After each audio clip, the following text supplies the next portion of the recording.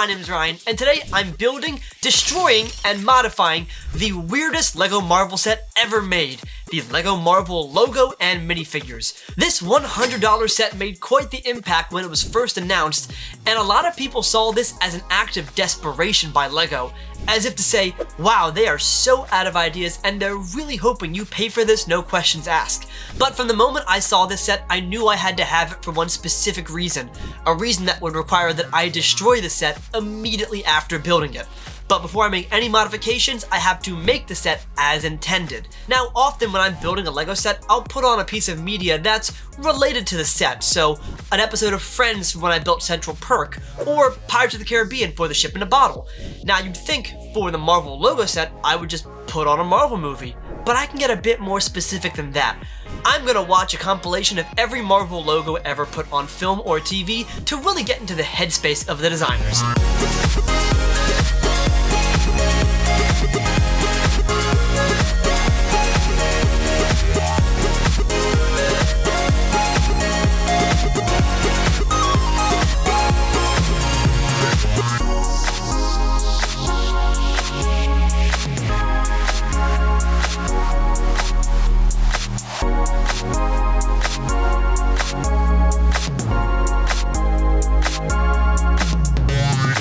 The Marvel logo is built, and looks-wise, yeah, it's a dead-on ringer for the Marvel logo. Red backdrop, white lettering. I'm kind of ambivalent to the mix of smooth and studded surfaces on the white. Some people might really be bothered by it, others not so much. I don't have a preference either way.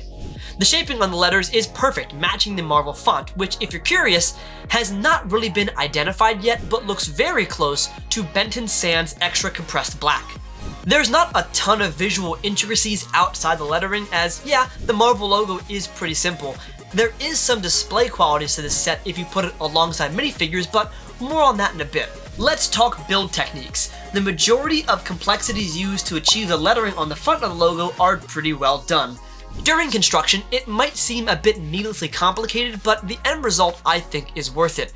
However, it might be a little underwhelming to some. Compare the Marvel logo to this mock I have of the LEGO Movie logo. Now this used a lot of creative, if not somewhat dangerous, building techniques to achieve lettering on 3 sides of the set. It was quite a challenge to build when I first made it, but I also think the style of construction wouldn't fly with LEGO today.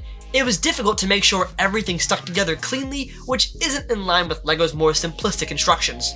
Also, the Marvel logo just doesn't allow for opportunities of intense 3D lettering like the LEGO Movie logo. It's not like LEGO is going to try and replicate the collage of characters and clips in between the letters like in the opening cinematic. So, okay, white letters on a red backplate. Is that really it? Well, no, LEGO did include one play mechanic to make the set a bit more interesting.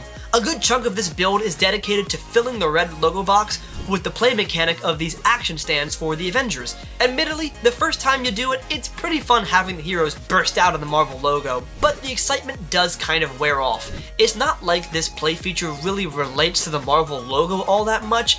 It's just a fun way to display figures. In fact, you could put any figures on this. You could put the Guardians, you could put Spider-Man, you could put Friends, you could have any set of characters burst out of the Marvel logo because the play mechanic doesn't directly correlate with the set in question. Like, imagine if the Iron Man bust had a play mechanic where the helmet lifted up and you could see inside. That elevates the set beyond just display. The Marvel logo doesn't really have that. Moving posing stands might be fun for some people, but I don't think it really elevates what would have probably been a $50 display plate into a set double that price. But if you're a LEGO Marvel fan, you know that the play feature is not what's driving the price of the set. So let's talk about the minifigures. I'll start with my biggest gripe, the choice of a Hulk minifigure over Hawkeye. From a display value, a smaller Hulk doesn't work as well standing next to the other Avengers. Hulk has been a big fig since day one, which helps with the visual accuracy. And there have been some great big figs of Hulk in the past year. We didn't need another new Hulk minifigure, and if you need all your characters to be small enough to fit inside the Marvel logo, why not use Hawkeye, your actual human-sized character? It's a strange choice, but let's look closer at the figure we did get. So, the torso is nice with the chest hair, I like the stubble on the face too, but I'm not the biggest fan of the angry face, because it feels too large of an expression for a small character, so I'd stick with the more neutral face. Black Widow is nearly identical to her Avengers Tower figure, but without the arm printing and longer hair, so a weirdly unique downgrade. We have a version with arm printing and leg printing, a version with arm printing and no leg printing, and now no arm printing with leg printing. Why?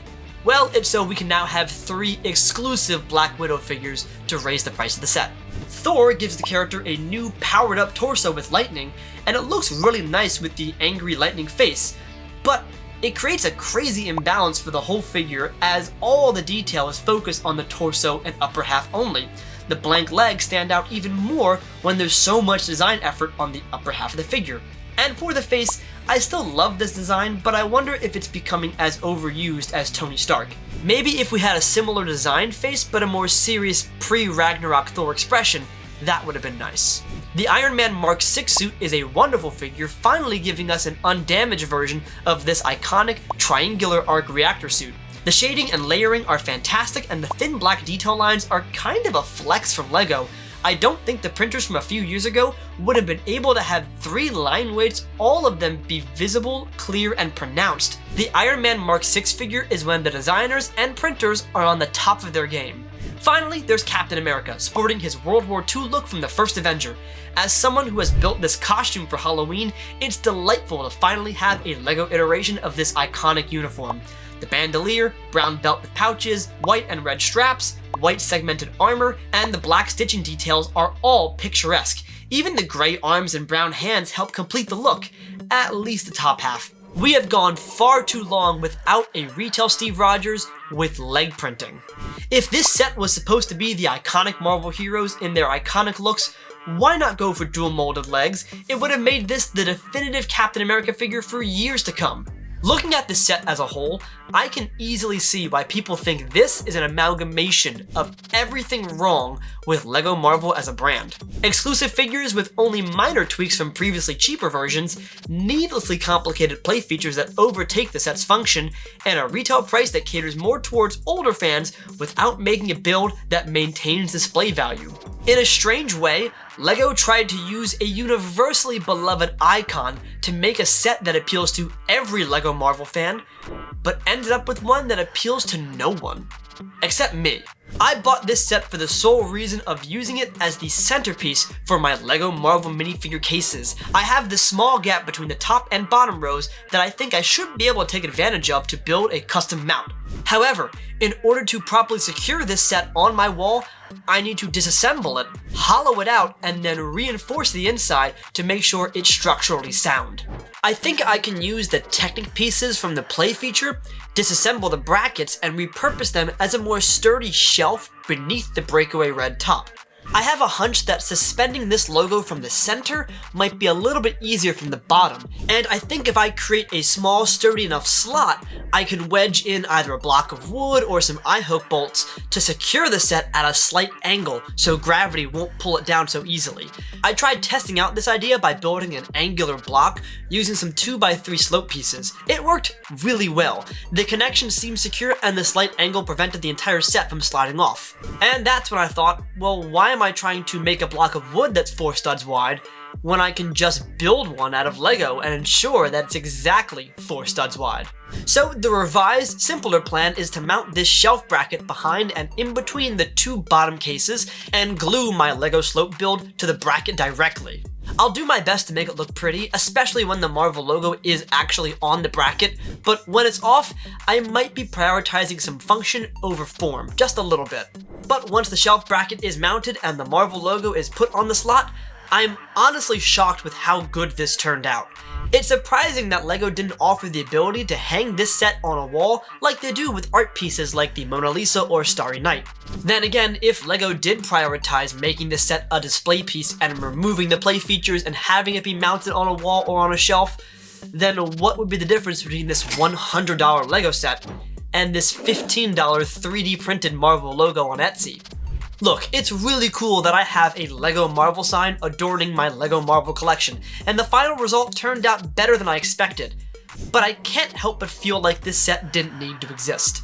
The gimmick is fine, the figures are fine, the look is fine, but nothing really stands out as necessary for any LEGO Marvel collector. Why not make more LEGO prop sets like Thor's hammer? Why not make an arc reactor or an Eye of Agamotto? Marvel fans don't have an emotional connection to the corporate logo. They fell in love with the stories and characters of Marvel, and with the release of this set, I'm not sure LEGO fully understands that distinction. But what do you guys think? Did this set need to be made, and should LEGO make other themed logos like Harry Potter or Star Wars? Let me know in the comment section down below, and as always, if you like this video, be sure to subscribe to the channel, and thanks for watching.